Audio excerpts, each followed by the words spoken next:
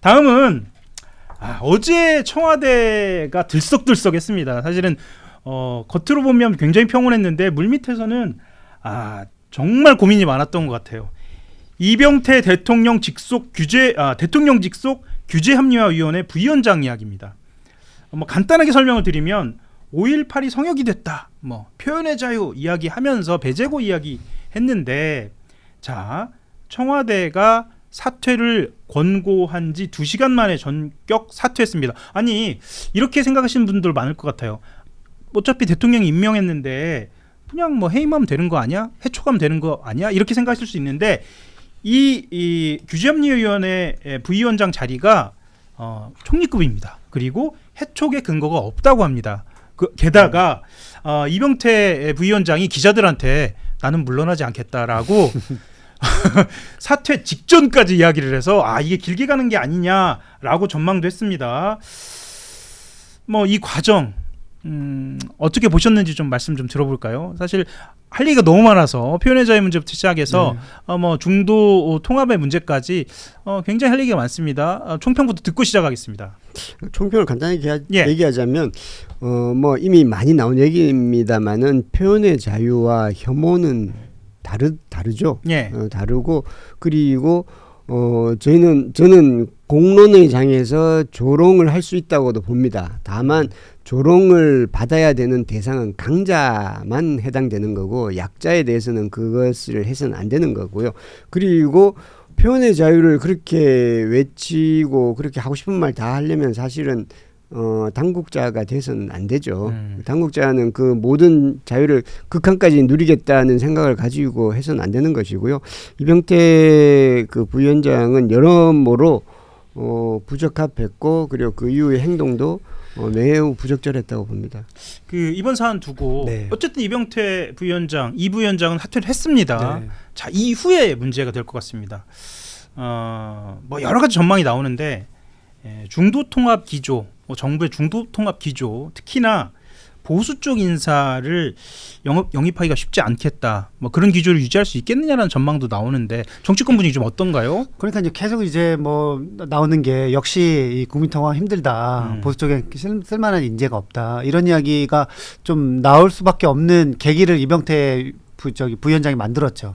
사실은 이분이 카이스트에 계시고 경영 이쪽에서 여러 가지 이제 자문하시고 이래서, 쉽게 말하면 경영 전문가이지만 이 규제 합리화라는 그 자체가 뭔가 크게 이제 조직적으로 뭔가 집행하고 이런 건 아니고, 정부한테 권고하는 거거든요. 이런 거 있는데, 이거 기업들한테 좀 힘들다, 좀 규제를 합리화 시켜달라, 이렇게 하는 자리이지만, 어쨌든 우리 이재명 정부에서 이분을 임명한 게 국민 통합의 차원에서 임명한 거잖아요. 물론 전문가지만. 근데 이분의 발언이 국민 통합이랑 정반대인데는, 이미 배제고 사태 관련해서는 배제고 학생들이 진심 어리게 사과한다고 강주일고를 찾아가고 학생들이랑 인사하고, 그리고 또 5.18 묘지까지 같이 참배한다고 알려진 마당에 사실은 약간 조금 수습 국면이었는데, 이병태 위원장이 더 진영 갈등으로 만들었어요. 그러면서 표현의 자유를 이야기를 했는데, 우리 편집님께서 말씀하신 것처럼, 아니, 표현의 자유에 다른 사람들 그냥 욕하고 조롱하고 이런 게 어떻게 표현의 자유까지 같이 포용할 수 있는 겁니까? 전혀 그럴 수가 없는 거고, 특히나 이재명 정부에서 이 조롱과 혐오 관련해 가지고 명백하게 대통령께서도 스타벅스 이야기 나올 때도 언급하시고 정부의 기조가 확고했는데, 이병태 위원장이 거기에 반하는 메시지를 계속 냈다. 청와대가 경고했는데도 또 페이스북에 글 쓰고 언론이랑 인터뷰했잖아요. 그렇죠. 그거는 도저히 묵갈 수 없는 묵갈 수 없는 뭔가 잘못된 행태였죠. 이재명 대통령이 얼마 전에 구조적 다수 이야기를 했는데, 그 구조적 다수와 관련돼서 여러 가지 해석은 나왔습니다만, 중도를 향해서 지지 기반을 넓혀야 한다. 지금 민주당뿐만 아니라 이재명 정부도 그렇게 노력해야 한다라고 보여지는데, 편집은 어떻게 보십니까? 이번 이병태 부위원장뿐만 아니라 이전에도 사실은 인요한 적십자자 회장이라든가, 그 이전에 이해운 전 의원을 영입하는 문제라든가 여러 가지 말들이 좀 있었잖아요. 전체적인 좀 기조가 바뀔까요? 어떻게 보시나요?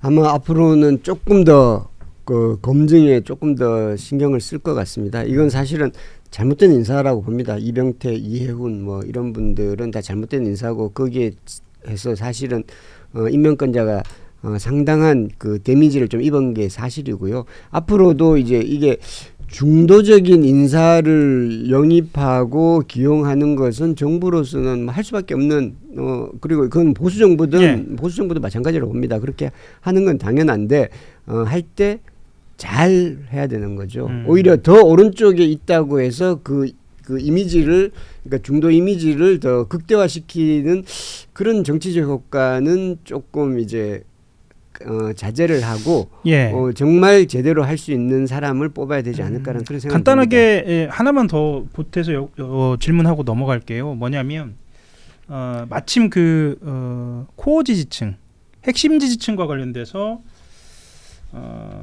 이재명 대통령의 국정 평가와 관련돼 뭐 뉴스광장 얘기를 뭐 한 번 더 해야겠습니다만 매우 잘한다는 비율이 좀 떨어지고 있다. 그리고 코어 지층의 결집도가 약간 약화됐다라는 이야기가 나오는데 이 여론조사에서 이런 평가는 사실은 굉장히 뭐랄까 드물게 이야기. 저는 사실 처음 봤습니다만 이런 그 코어 지층을 의식한다면 핵심 지층을 의식한다면 뭐 어떻게 전개될 이 상황이 좀 어떻게 전개될 것으로 보이시는지 그리고 여론조사 자체를 이렇게 평가할 수 있다고 보시는지도 간단하게 말씀을 듣고 배제고 이야기 좀 넘어가겠습니다.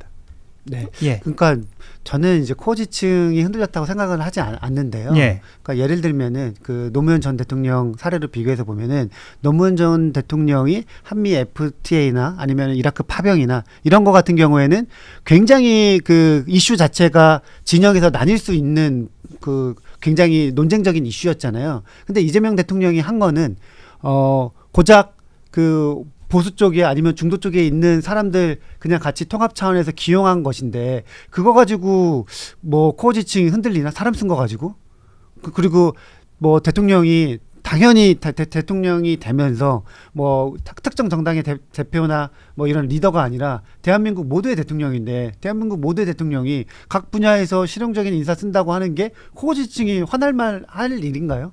저는 이슈 자체가 전혀 그렇지가 않고 아마도 코어 지층 흔들리는 거는 다른 데 있다. 그 다른 데 있는 거는 뭐 뭔지 아시겠죠, 뭐. 네. 굉장히 조심스럽게 네. 예. 그럼 다음 주제로 바로 넘어갈까요? 예. 원래 저희들이 다루려고 했던 주제는 이재명 대통령이 추진하고 있는 서남권 반도체 클러스터 조성 부지입니다. 이 이야기를 잠깐 하고 넘어가야 할 것 같아요. 배재고 문제 이야기하기 전에요. 어제 이제 광주 군공항이 그 부지로 낙점이 됐습니다. 그렇게 낙점이 되면서 이재명 대통령이 모든 절차를 불법이 아닌 아닌 동행 병행 추진하도록 하면 좋겠다. 뭐 토지 수용이 필요할 경우에 협의 취득과 강제 수용 절차를 동시에 시작하도록 하라라고 이야기하면서 속도전을 매우 강조를 했습니다. 이게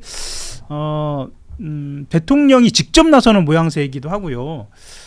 뭐 반도체 패권의 어떤 성패와 관련돼 있다라고 보이는데 이거는 이재명 정부의 향후 2년 차 성패하고도 관련이 돼 있는 이런 느낌으로도 보여요. 어떻게 평가하시는지 궁금합니다. 그 얘기 듣고 넘어가겠습니다.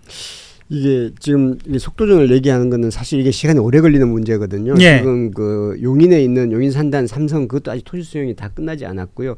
그래서 지금 광주 군공항 사실 처음에 할 때 나올 때부터 얘기가 나왔었죠. 그렇죠. 이게 그 공항이라는 게 일단 공항 활주라는 게 평평하잖아요. 예. 그래서 이제 토지를 이제 공사하기가 편하고 그리고 군공항이라는 거는 나라 거니까 이제 다만 이제 문제가 되는 거는 그 군공항을 어디로 또 옮기느냐 이제 그게 또 이제 문제가 되겠지만 뭐 그렇게 해서 이제 이런 것들이 속도를 있게 내도 사실 이게 이제 반도체의 수급 상황에 따라서 이게 이제 너무 늦어지면 안 되는 거잖아요. 그래서 이제 그런 부분들 때문에 이제 그 다급하게 이야기한 것 같고요. 그리고 지금 이제 그 대통령이 얘기한 게 이제 그 일단 이제 한 입으로 두 말 한다. 뭐 이제 아마 이제 국민의힘 쪽에서 이제 뭐 안 된다 그랬다가 왜 우리한테는 안 해주냐고 했다가 막 이러는데 지금 이게 보면 그 호남에서 좀 투자한 게 지금 대략 뭐 투자 금액이 나중에 바뀔 수도 있습니다만 호남이 896조고요.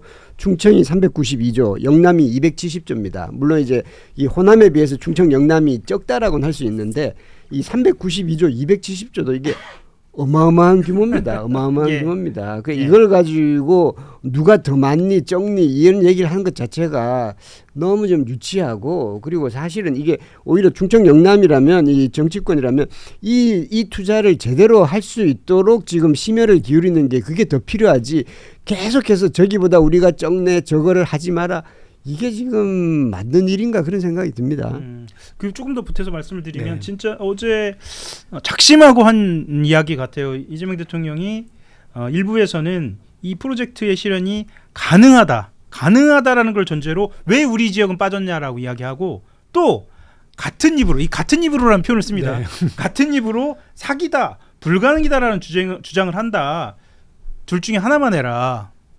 달라고 하든지 아니면 불가능하다고 하든지 그래야 토론이 되는 거 아니냐 이런 식으로 방해나 안 했으면 좋겠다라고 이야기했는데 말씀하셨던 것처럼 이거는 이 최근에 그 국민의힘 논평이나 이 보수 진영에서 나오는 비판을 의식한 거라고 봐야겠죠? 네.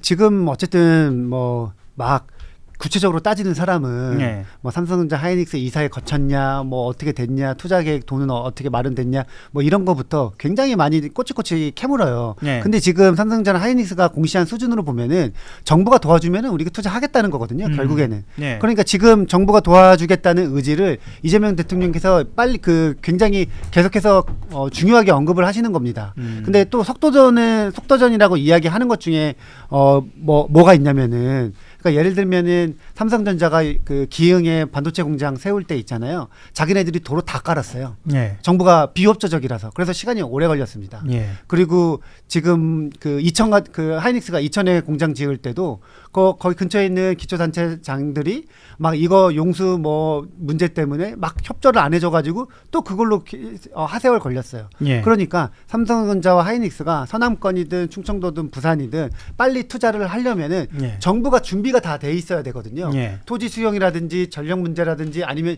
인허가 문제. 그러니까 거기 관련해서는 사실은 이 정부가 할 일 같은 경우에는 행정부의 의지만으로는 속도가 나는 것이 아니라 정치권에서 약간 도와줘야 되잖아요. 예. 법 제도 같은 것도 바꿔야 되고. 근데 국민의힘이 계속 딴지를 걸고 있으니까 대통령 입장에서는 답답하다. 예. 그러니까 왜 그러냐면은 지금 삼성전자 하이닉스랑 똑같은 반도체를 만드는 전 세계 3위 업체 미국 1등 마이크론이 예. 지난주에 일본에 15조 그렇죠. 공장 지어가지고 일본으로 갔죠. HBM 만든다고 그랬어요. 예.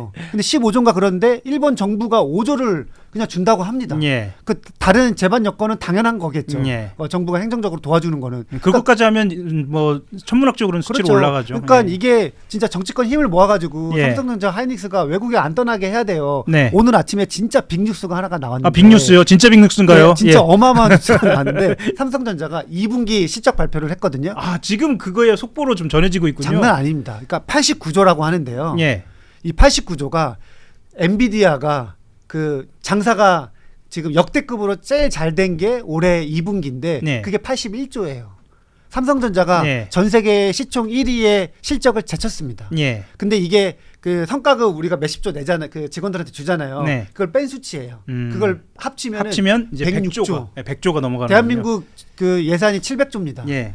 그 거기에 7분의 1을 한 분기에 벌었다는 거예요. 제가 이 조라는 말이 어떻게 입에 이렇게 착착 붙을 수 있는지 저도 제가 신기하게 합니다. 이제 뭐 예. 사이즈가 그만큼 커진 거죠. 예. 전년 대비 129.31% 포인트 영업이익이 올랐다 뭐 이런 이야기 네. 전해지고 있고요.